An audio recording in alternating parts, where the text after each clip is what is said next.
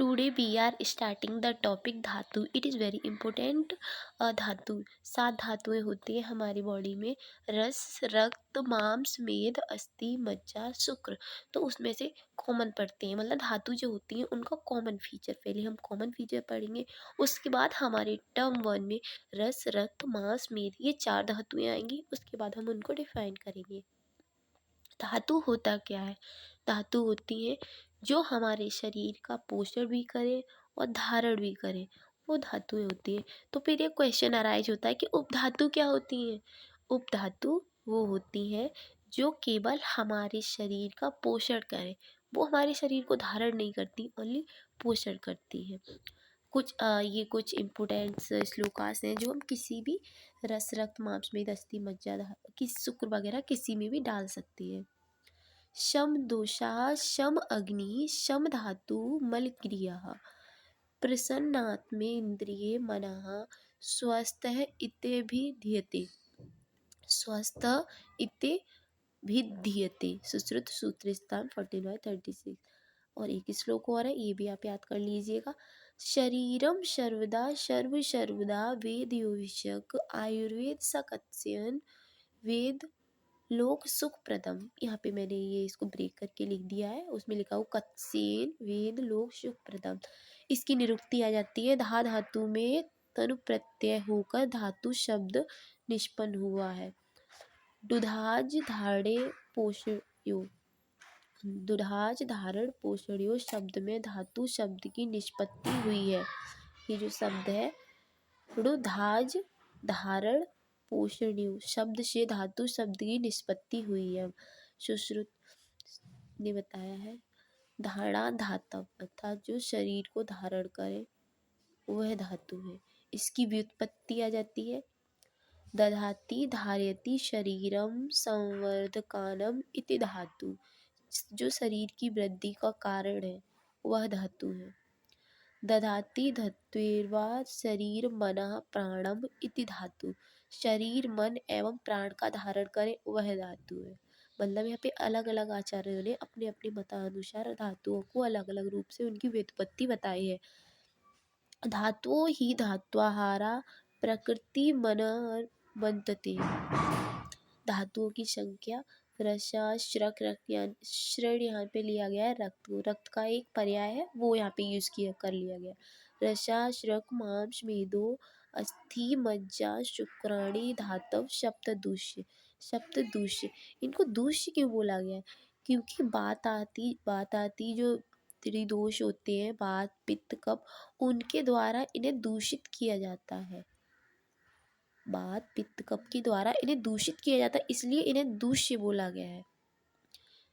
Okay, धातु के कर्म आ जाते हैं।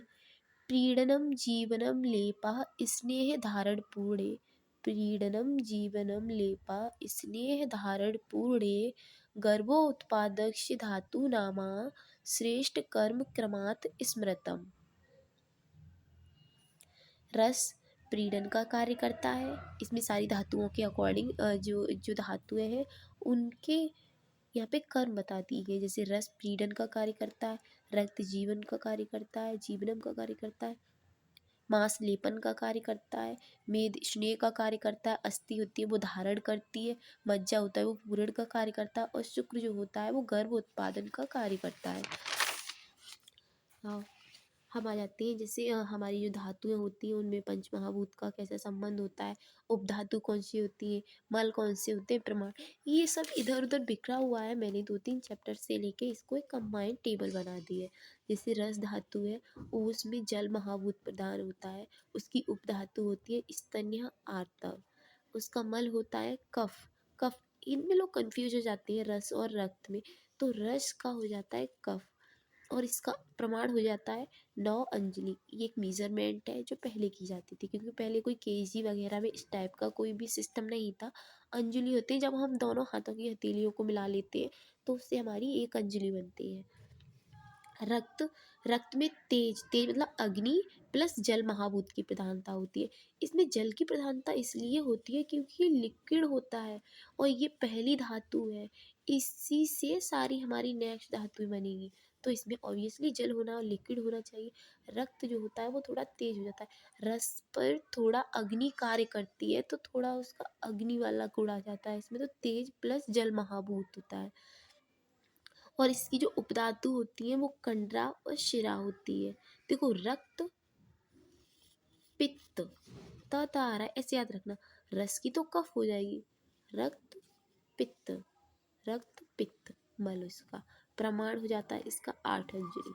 मांस, इसमें पृथ्वी महाभूत की प्रधानता होती है, वसा और त्वचा होता है। इसका जो मल होता है जिसे हम कान नाक आँख का मल कहते हैं उसे खमल, इसका कोई प्रमाण नहीं बताया गया है। मेद जो होता है उसमें पृथ्वी और जल महाभूत की प्रधानता होती है, इसका जो उपधातु होती है स्नायु होती है, और ये जो मल होता है उसका स्वेद होता है, और इसका प्रमाण है 2 अंजलि। अस्थि, इसमें पृथ्वी और वायु महाभूत की प्रधानता होती है।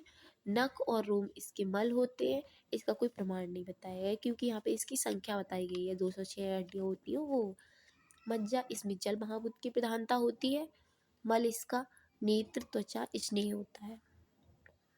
शुक्र, शुक्र में जल महाभूत की प्रधानता होती है, और इसका जो प्रमाण होता है वो अर्धांजलि होता है। इसे पढ़ा था ना उसमें रचना शरीर में, शुक्रस्य अर्धांजलि, आर्तव्य चतुर्थांजलि, आर्तव का होता है वो 4 अंजलि होता है, इस टाइप से।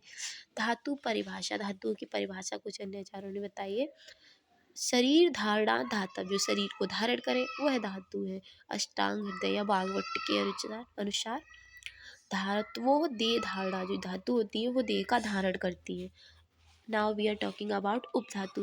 मैंने आपको चैप्टर की स्टार्टिंग में बताया था कि जो उपधातु होती है वो ओनली शरीर का धारण करती है, पोषण नहीं करती। निरुक्ति आ जाती है इनकी, उपमितम धातु भी इति उपधातु, शब्द सोम के अनुसार है। आचार्य चरक ने बताया है उपधातुओं की संख्या, रसात स्तन्युततो रक्तमास्रज कंडरा शिरा माषाद वसा त्वचा सट च मेदस स्नायु संबंधा, जैसे उपधातु मैंने यहाँ बताया, मैंने आपको उपधातु यहाँ पे डिफाइन कर दी हुई है ये वाली। आचार्य सारंगधर ने शुक्र की उपधातु ओज मानी है, मतलब वैसे तो नॉर्मल किसी आचार्य ने शुक्र की कोई उपधातु नहीं मानी है, पर उन्होंने ओज को शुक्र की उपधातु मान लिया गया है। मल, मृज्यते शोध्यते शरीर अनेन इति मला, जो शरीर को मलिन करे और उनको शोधन भी करे उसे मल कहते हैं। का मलिनी कारणन मला, जो मलिन करते हैं इस कारण उन्हें मल कहते हैं। आचार्य चरक ने चिकित्सा स्थान में बताया है, किट्टमत्रस्य विडमूत्र रसस्य तु कफो अस्रजः पित्तम मासस्य खमलः मला स्वेदस्तु मेदसः शाद किट्टम केशलोम मत्स्यो मज्जः स्नेह अच्छी, मज्जा का स्नेह का, और अक्षी मतलब आँख का भी त्वचाम। यहाँ पे यही बताया गया है जो मैंने आपको यहाँ पे डिफाइन कर दिया गया है, जैसे मल बताए गए हैं, रस का ये गया और ये सारे मल इनके अकॉर्डिंग पहले इनका नाम लिख के फिर इसको डिफाइन कर दिया गया है। ये इस लोग इसी का मैंने कहा था ना, मैंने कई सारे टॉपिक्स का आपको एक इस चार्ट बना के दे दिया गया है, ये बहुत इंपॉर्टेंट है। धातु की उत्पत्ति काल, धातु की उत्पत्ति कैसे होती है और यह उत्पत्ति काल कैसा। अष्टांग हृदय शारीर के अनुसार केचिदाहुर ओ रात्रात, इस केचिदाहु अहोरात्रात, मतलब शुक्र की उत्पत्ति काल किसी ने कहा है कि अहोरात्रात मतलब पूरा दिन और रात, डे प्लस नाइट मतलब 1 डे। षडाह दोपहरे, किसी ने कहा है कि 6 दिन लगते हैं, मतलब शुक्र की उत्पत्ति में किसी आचार्य ने कहा है कि 1 दिन और 1 रात लगता है, किसी आचार्य ने कहा है कि 6 दिन लगते हैं। मासे नीति, किसी ने कहा है कि 1 मास भी लगता है।